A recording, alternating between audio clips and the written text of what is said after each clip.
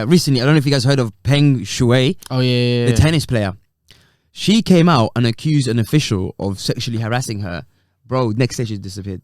Next day, bro. Right, yeah, These men are so quick with it. They don't even give a fuck about like let me not look guilty. She disappeared, gone from and all of her posts scrubbed from WeChat. And she came out with a letter saying that she hasn't been kidnapped and she is okay. And that no sexual harassment actually ever occurred. She takes it all back. And 3 pictures of her playing with kittens, all happy. Really? Bro, nobody believes it. Nobody believes that shit is real. Yeah. But that's why. But the Women's Tennis Association, they were like, "Come on, G, nobody believes that's real." Like, they said that. Like, even Joe Biden was like, "Listen, China, we're gonna start boycotting you if you don't show us verifiably independent of her safety and bring her out of the China." More kitten pictures, bro. They're gonna be like, "Yeah, no, she's fine. Look, more kitten pictures," and then they're gonna be like.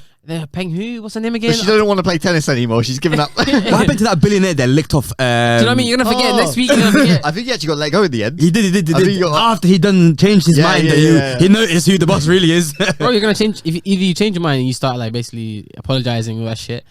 But the thing is, they can't trust her because she did the madness. She's not like she did like billionaires where they're making movements, slight movements, they're trying to get power. She just went. Fuck it, I'm posting on social media, you know what I mean? Yeah. And the social media they own, it was robbed out completely, gone. And it just, for me, it just shows me like China's tactics are mad. They are mad, but it's working. I feel like it will work. It is working. I don't want to live under them, but I also feel like they're better off for it. And now then they're the number one superpower. They've been, a recent study has been done to see who the number one superpower is, and China has taken over now. In everything, really, almost. Like, they can do whatever they want. It's got to the point where they're in control. They are in control. No, but I think there's loads of like negative consequences of how they govern their country. You know? Definitely. And that's one of the major reasons why they're always behind, because they don't actually allow creative individual expression. They're not behind though, are they? They're very far behind in terms of a lot of things. For example, civil liberty. No, even like semiconductor manufacturing, for example, the biggest thing of the entire world. Taiwan is killing them. That one. That's why. Yeah, Taiwan's killing it. Europe. I mean, but that's not lack of. Korea's doing really well. Samsung. Well, why would they be bad on? I don't get it. What do you mean by? Basically, if you look at all the top 10 countries, like all the top companies in the world, and all the biggest economies, and if you look at per capita of like per individual, how quality of life, GDP, all that stuff, China is very, very, very low. Not GDP. Per capita is very low. No, it's like 50. Like, I'll show you right now. I know they've got a very poor population in rural China. Is that what it is? Maybe I think maybe that's because like they set up like that. And they also have the ability to just copy other technology. They don't have the same rules and laws as us, where we can't. Where you get patents for shit. They can just copy. And they're the number one powerhouse in artificial intelligence. I'm sus. I'm skeptical, so we'll have to look at it later, I suppose. But a lot of people do say they're the number one. They're the biggest investors in artificial intelligence. For sure, they're going to be top alongside like US, Russia, But then also Germany, UK, all these top countries for sure. But I don't think they're number one. No. But you know what actually they do as well is that maybe the companies are not number one for a reason. Every single time that they notice a company is getting a bit too much power, they cut that shit down ASAP, fam. They cut it out. It's like a disease. Yeah, they cut them right then and there. So you may be looking at it as like their companies are not the best, but that's not the point. The companies are all under control of the government. Yeah. For example, the government is the largest company that's there. That's a very good strategy for the Chinese Communist Party. But I'm saying, as a world economy, if you compare the US, for example, and China, and you compare how they perform company-wise, like, and even GDP per capita, I think it's pretty much on the US side. No. In the last 2 decades, yes. China has grown tripled in size, whereas the US has only doubled in size.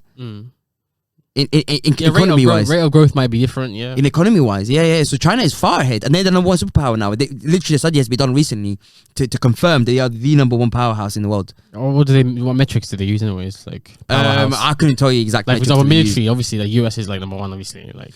It depends on one, but from what I forgot the exact company that did it, but they are very They're like it's like a JP Morgan, and this is all recent as well. Like, 50 years ago, they were like nowhere near. They were hard down the list. They're second apparently. This is what I'm looking at. But what, per capita or the GDP by country? Well, per capita, yeah. Oh, and who's first? The US. Yeah, US at the moment. Yeah. See. Yeah. So But they're catching them hard, yeah. No. But if you look at, so I don't. Bro, I'm looking at it right now. GDP per capita, US $63,000, yeah, 63,500. Yes. China 10,500, bro. But imagine, but look at the population though. Yeah, obviously. That's what I'm saying. It's only skewed because of population. If you think about it. Yeah, obviously. So you'd want each individual to have a better quality of life. That's the. They don't care about it like that. That's the general thing you'd want. Right. I don't know. But then they're actually doing something about that. You know, they're actively doing something about that. Yeah. They're cutting down powers of the billionaires. They're trying to take their money back away now. Yeah, like Jack Ma tried to chat shit. He got silenced. Yeah. Yeah. So they're doing things about it. But I'm telling you, in my mind, China's number one. Straight up. I don't know. I know, right. I'm very skeptical. They've been shouting that for time, and they're right. I don't think the way that they govern, and especially how they treat the individual, will actually work out in the long term. I think in the end, the countries or the economies that optimize for the freedom of individual sovereignty and make them allow them to express themselves and educate themselves. And that's why we're fucking up. I think that one is going to be the most powerful.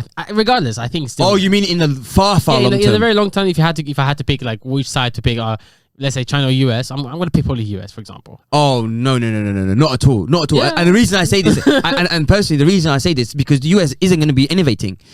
China moves like a company. They're literally moving. Imagine someone. They stifle innovation. That's you just said it. Like every time they become billionaires, they stop it. They go, keep the lid on, keep the lid on. But do you know what I mean by stifling innovation? They're stifling control, because the control is what's making them, is what has led them to where they are today. The control is that they have control over everyone in the economy, so they move like a unit as a company with a single focus.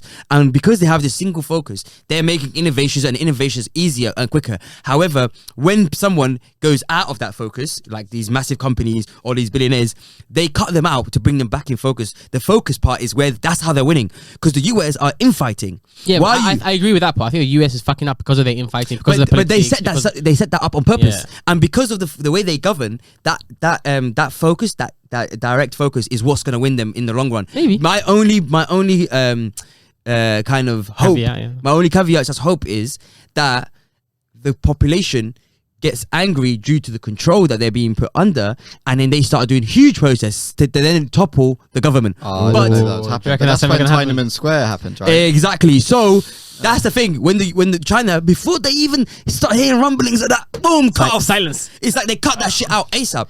And that's why they're so strong with the whole cutting shit out.